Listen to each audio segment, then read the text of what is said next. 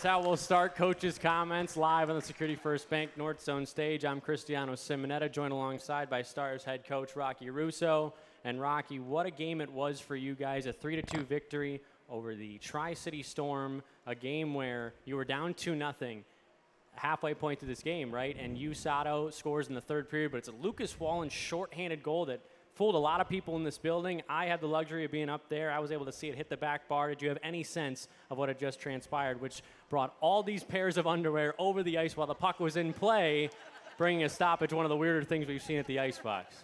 We knew it was in. I could see clear as day that it was in. And the linesman was right in front of our bench, and he actually immediately said, look at the time, because he knew it was in too. So, it was a tremendous effort by Thompson. Then, Wallen continues to compete and finds a way to get his feet around it. And it was a heck of a shot, obviously, but that's what Lucas Wallen does, right? So no surprise there. He scored goals in 8 straight games. No other USHL player this season has done that. Could you have drawn up a better birthday present? No, gosh, no.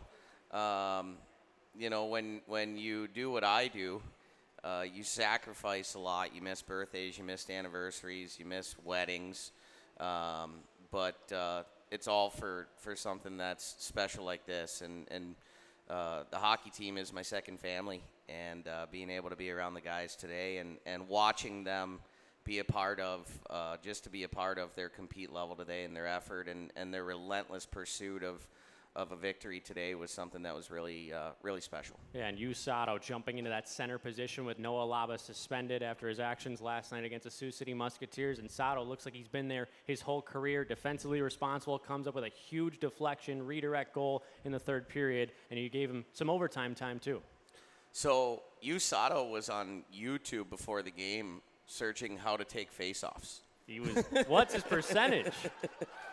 But what we have seen, and George and I made note of it for the last few weeks, is he's found himself in that center position in our D zone, and he runs really smart routes. He was able to get on top of the pile defensively, and we have actually kicked this idea around for the last couple weeks, but we haven't found the right time to do it, and so we figured, hey, let's give it a shot. Let's see what he can do in the middle. And not only did he play great defensively and obviously score a huge goal, but he was really good on the faceoff dot, which is always such a big challenge for a centerman. So to say that I'm proud of the way you stepped up in that next up mentality that we've had all year is an understatement. And then you guys score the game winner in overtime. Who else but number 3, Lucas Wallen, a big OT winner. And it's Joe LeMay, the patience, because everybody in the building knows that Lucas Wallen's on his left side, but it's much easier said than done and watched. But LeMay faked everybody out on Tri-City, dished it across, and that's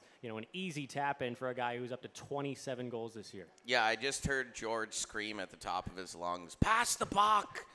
And I had actually turned my head this way to see what the next change was going to be. And as I turned around, Lucas was dumping it into the net. So fitting end of the weekend, especially because Lucas didn't get the chance to play yesterday, to not only score the first goal of the game, but the game winner.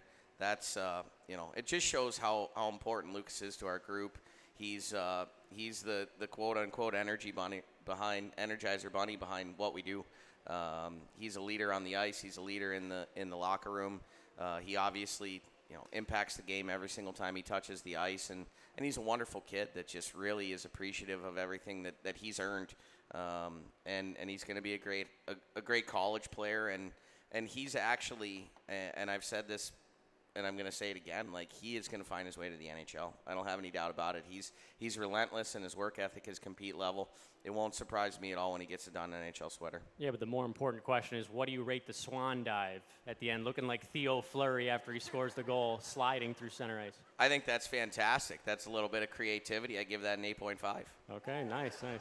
One last question for you, Rocky. Thank you so much for doing this. What about this win stands out the most from a mental side of things? Getting over the hump. You played Tri-City close in Dallas, had that overtime game, didn't go your way, but then you finally were able to take 2 points away from the Tri-City Storm. They get 1 point on the night. It's all been about mentality against them, and they're really talented. They're the most talented team in the league. There's no question about that, and they get an awful lot of help from the other gentlemen that are on the ice. I'm not allowed to say who they are, but They get an awful lot of help from them.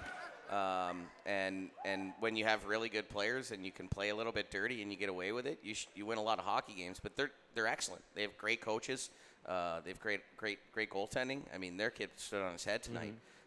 So for us, it was the mental task of understanding that we're as good as they are and we're capable of playing against them and playing with them and beating them. And tonight was a big hump for us to get over. It'll certainly serve us well moving forward. Rocky, thanks for doing this. Congrats on the win and happy birthday. Thank you. That was Coach's